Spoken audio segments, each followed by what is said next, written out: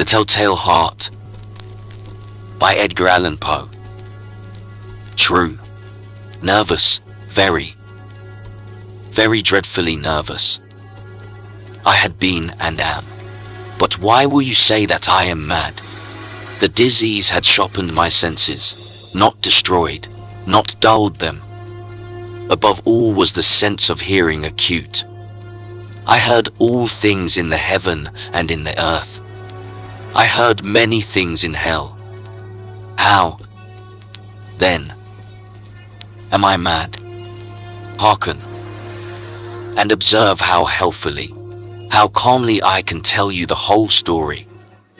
It is impossible to say how first the idea entered my brain, but once conceived, it haunted me day and night. Object there was none. Passion there was none. I loved the old man. He had never wronged me. He had never given me insult. For his gold I had no desire. I think it was his eye. Yes, it was this. One of his eyes resembled that of a vulture, a pale blue eye, with a film over it. Whenever it fell upon me, my blood ran cold, and so by degrees, very gradually, I made up my mind to take the life of the old man, and thus rid myself of the eye forever. Now this is the point. You fancy me mad. Madmen know nothing. But you should have seen me. You should have seen how wisely I proceeded, with what caution, with what foresight, with what dissimulation I went to work. I was never kinder to the old man than during the whole week before I killed him.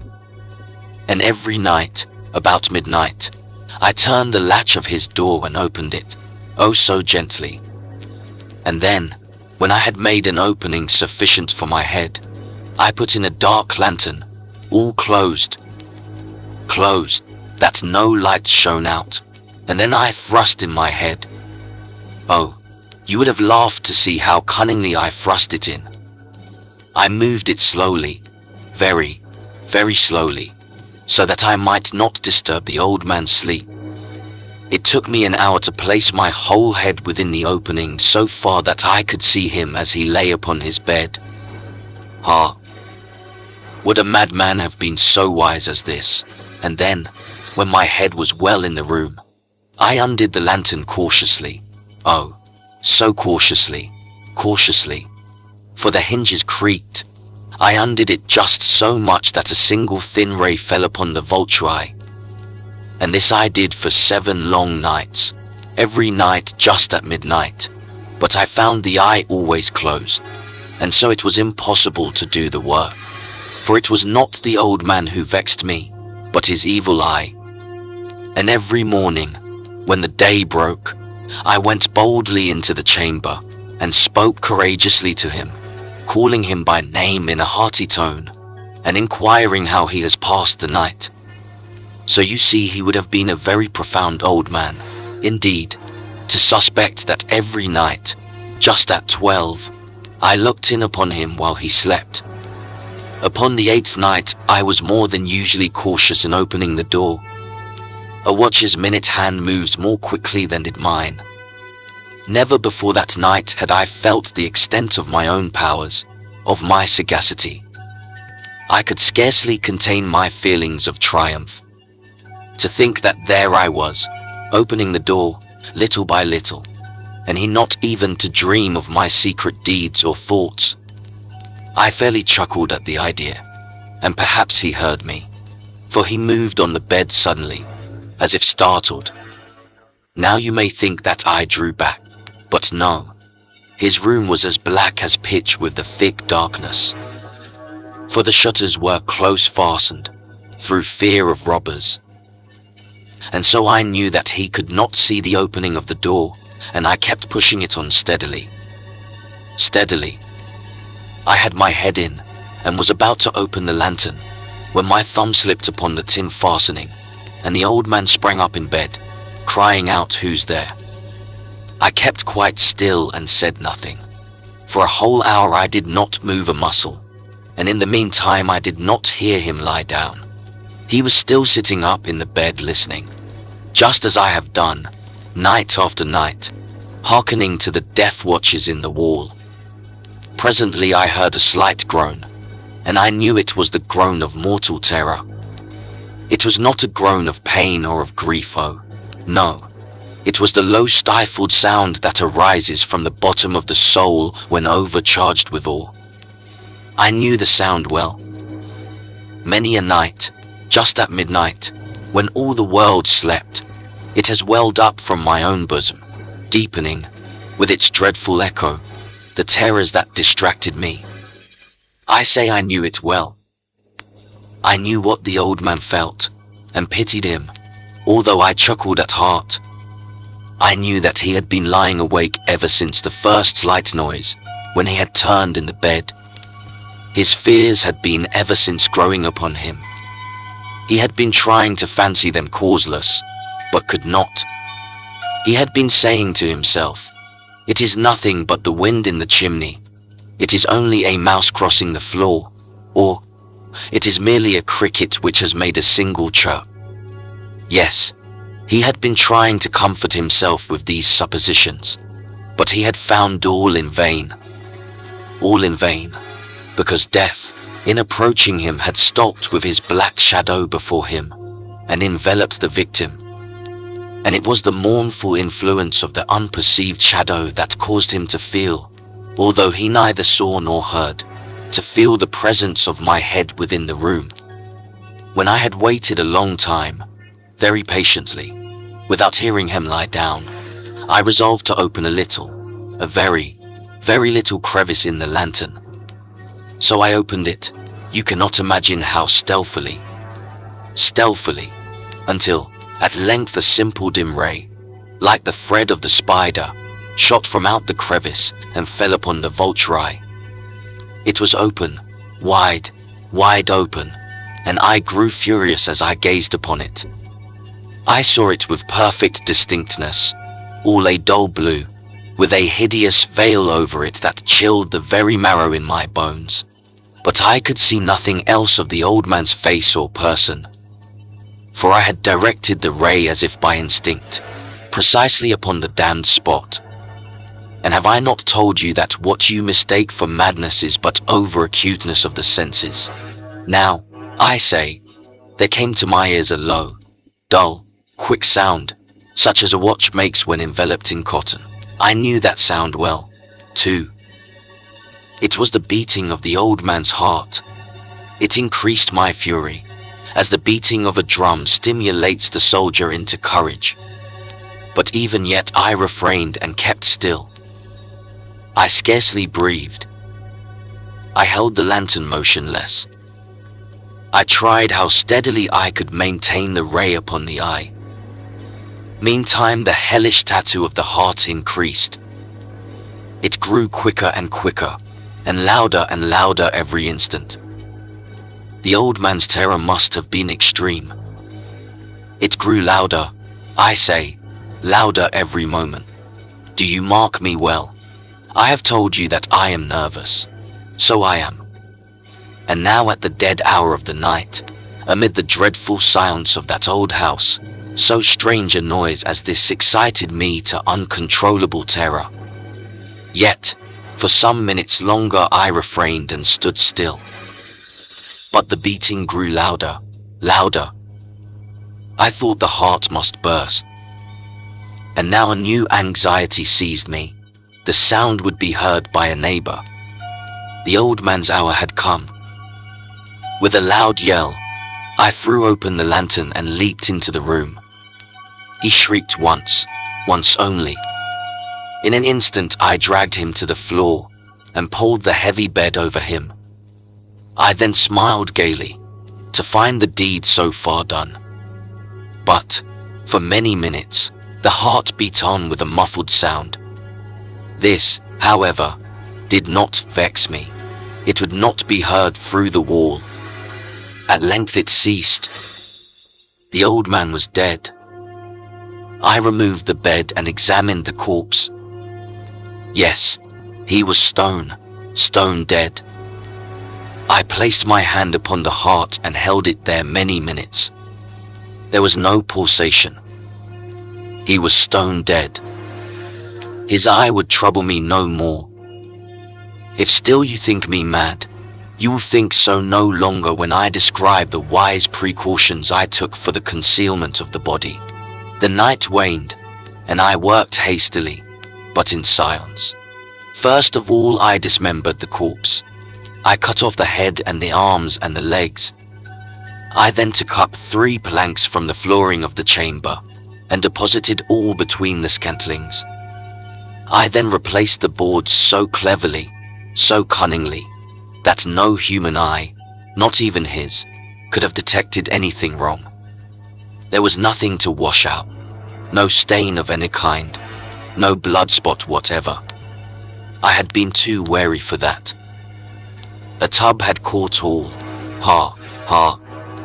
When I had made an end of these labors, it was 4 o'clock, still dark as midnight. As the bell sounded the hour, there came a knocking at the street door. I went down to open it with a light heart, for what had I now to fear? There entered 3 men, who introduced themselves, with perfect suavity, as officers of the police. A shriek had been heard by a neighbor during the night. Suspicion of foul play had been aroused. Information had been lodged at the police office, and they, the officers, had been deputed to search the premises. I smiled, for what had I to fear? I bade the gentleman welcome. The shriek, I said, was my own in a dream. The old man, I mentioned, was absent in the country. I took my visitors all over the house. I bade them search well. I led them, at length, to his chamber. I showed them his treasures, secure, undisturbed. In the enthusiasm of my confidence, I brought chairs into the room, and desired them here to rest from their fatigues, while I myself, in the wild audacity of my perfect triumph, placed my own seat upon the very spot beneath which reposed the corpse of the victim. The officers were satisfied. My manner had convinced them. I was singularly at ease. They sat, and while I answered cheerily, they chatted of familiar things. But, ere long, I felt myself getting pale and wished them gone. My head ached, and I fancied a ringing in my ears. But still they sat and still chatted. The ringing became more distinct. It continued and became more distinct. I talked more freely to get rid of the feeling, but it continued and gained definiteness, until, at length, I found that the noise was not within my ears. No doubt I now grew very pale, but I talked more fluently, and with a heightened voice. Yet the sound increased, and what could I do? It was a low, dull, quick sound, much such a sound as a watch makes when enveloped in cotton. I gasped for breath, and yet the officers heard it not. I talked more quickly, more vehemently, but the noise steadily increased. I rose and argued about trifles, in a high key and with violent gesticulations, but the noise steadily increased. Why would they not be gone? I paced the floor to and fro with heavy strides, as if excited to fury by the observations of the men, but the noise steadily increased. Oh God! What could I do? I foamed, I raved, I swore. I swung the chair upon which I had been sitting, and grated it upon the boards, but the noise arose over all and continually increased. It grew louder, louder, louder, and still the men chatted pleasantly and smiled. Was it possible they heard not? Almighty God, no, no. They heard, they suspected, they knew. They were making a mockery of my horror. This I thought, and this I think. But anything was better than this agony. Anything was more tolerable than this derision. I could bear those hypocritical smiles no longer. I felt that I must scream or die. And now, again, hark! Louder, louder, louder, louder. Villains, I shrieked, dissemble no more. I admit the deed. Tear up the planks.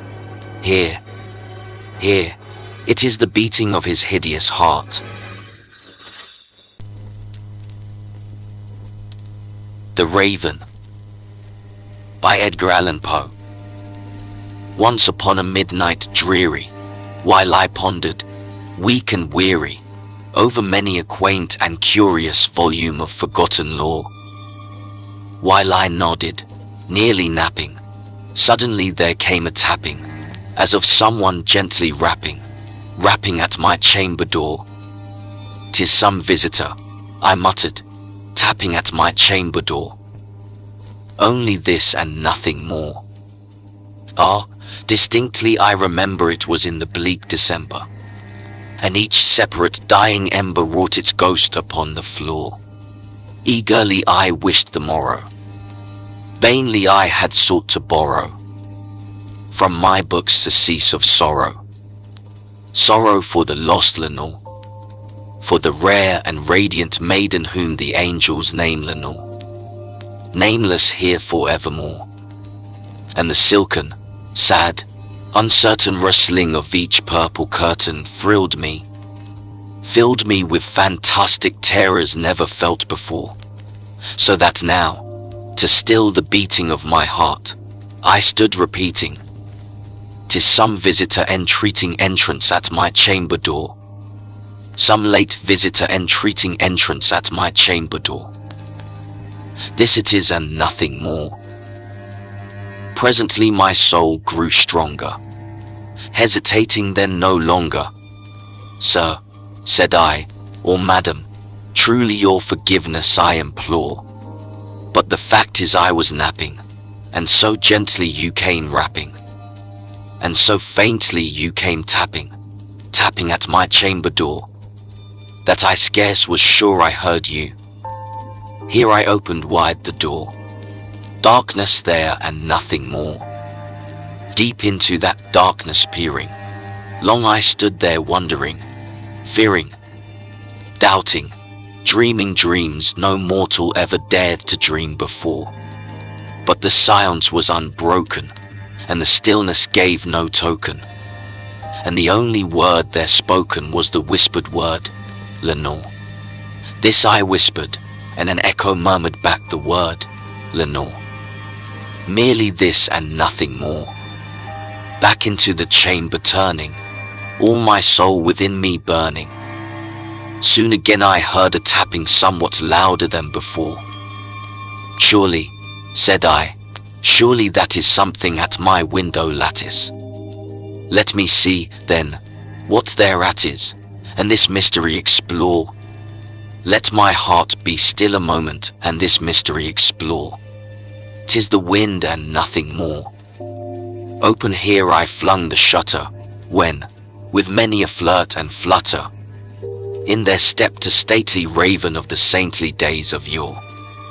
Not the least obeisance made he, not a minute stopped or stayed he, but, with mien of lord or lady, perched above my chamber door, perched upon a bust of Pallas just above my chamber door, perched, and sat, and nothing more. Then this ebony bird, beguiling my sad fancy into smiling, by the grave and stern decorum of the countenance it wore, though thy crest be shorn and shaven, thou, I said, art sure no craven. Ghastly, grim, and ancient raven wandering from the nightly shore, tell me what thy lordly name is on the night's Plutonian shore. Quoth the raven nevermore. Much I marvelled this ungainly fowl to hear discourse so plainly, though its answer little meaning, little relevancy bore. For we cannot help agreeing that no living human being ever yet was blessed with seeing bird above his chamber door, bird or beast upon the sculptured bust above his chamber door, with such name as Nevermore. But the raven, sitting lonely on the placid bust, spoke only that one word, as if his soul in that one word he did outpour. Nothing further than he uttered, not a feather than he fluttered, till I scarcely more than muttered, other friends have flown before, on the morrow he will leave me, as my hopes have flown before. Then the bird said, Nevermore, startled at the stillness broken by reply so aptly spoken. Doubtless, said I, what it utters is its only stock and store, caught from some unhappy master whom unmerciful disaster followed fast and followed faster till his songs one burden bore, till the dirges of his hope that melancholy burden bore, of never, nevermore.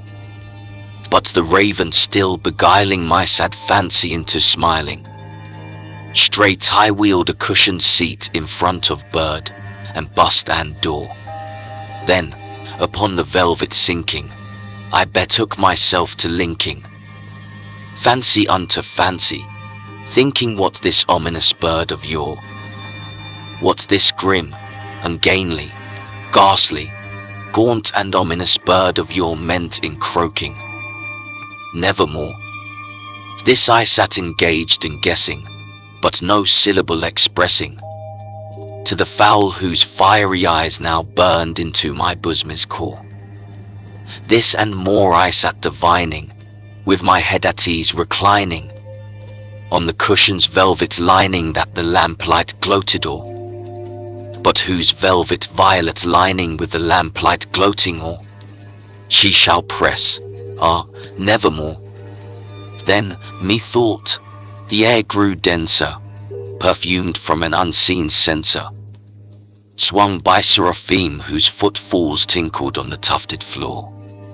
Wretch, I cried, thy God hath lent thee, by these angels he hath sent thee, respite, respite and nepenthe, from thy memories of Lenore.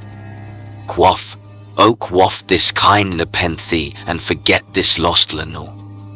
Quoth the raven Nevermore.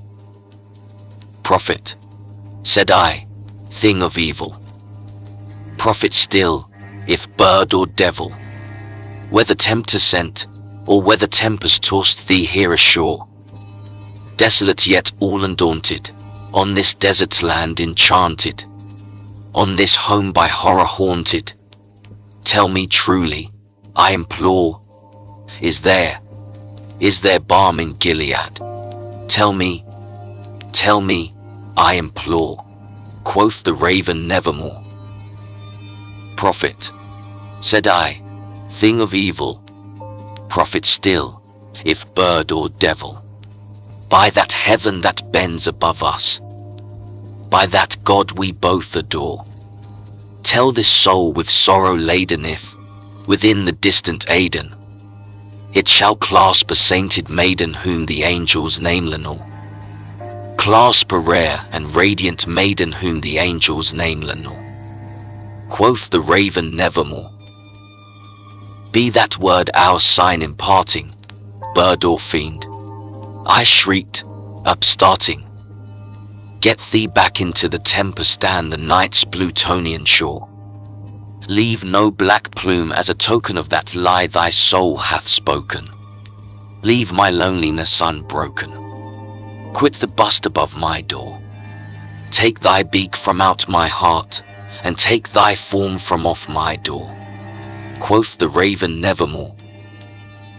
And the raven, never flitting, still is sitting, on the pallid bust of Pallas just above my chamber door.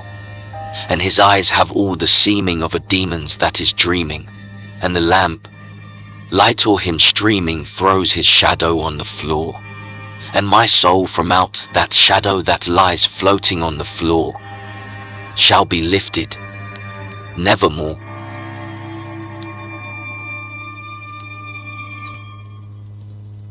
Annabel Lee, by Edgar Allan Poe.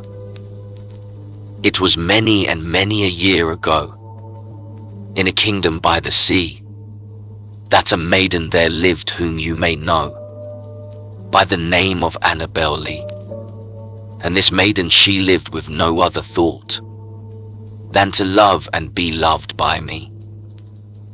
I was a child and she was a child in this kingdom by the sea, but we loved with a love that was more than love. I and my Annabel Lee, with a love that the winged seraphs in heaven coveted her and me.